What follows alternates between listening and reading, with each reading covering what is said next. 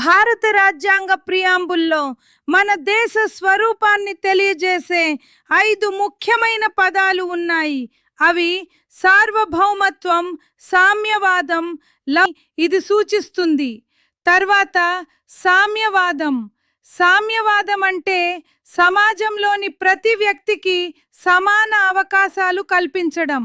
దేశ వనరులు కొద్దిమందికే కాకుండా అందరికీ ఉపయోగపడేలా ఉండాలని ఇది చెబుతుంది. మూడవది లౌకికత్వం. లౌకిక దేశం అంటే అన్ని మతాలను సమానంగా గౌరవించడం. ఏ మతానికి ప్రత్యేక ప్రాధాన్యం ఇవ్వకుండా ప్రతి ఒక్కరికి స్వతంత్ర దేశమని ఇది సూచిస్తుంది. తర్వాత సామ్యవాదం. సామ్యవాదం అంటే సమాజంలోని ప్రతి వ్యక్తికి సమాన అవకాశాలు కల్పించడం. దేశ వనరులు కొద్దిమందికే కాకుండా అందరికీ ఉపయోగపడేలా ఉండాలని ఇది చెబుతుంది. మూడవది లౌకికత్వం. లౌకిక దేశం అంటే అన్ని మతాలను సమానంగా గౌరవించడం. ఏ మతానికి ప్రత్యేక ప్రాధాన్యం ఇవ్వకుండా ప్రతి ఒక్కరికి మత స్వేచ్ఛను కల్పించడం. నాలుగవది ప్రజాస్వామ్యం.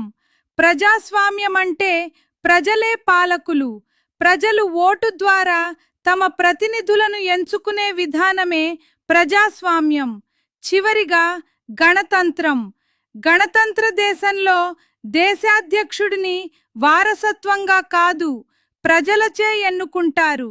చట్టాలే భారత రాజ్యాంగ ప్రియాంబుల్కు మూల స్తంభాలుగా నిలుస్తాయి.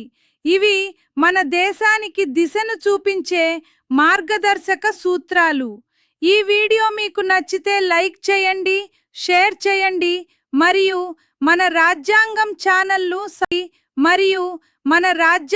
ఛానల్ను సబ్స్క్రైబ్ చేయండి.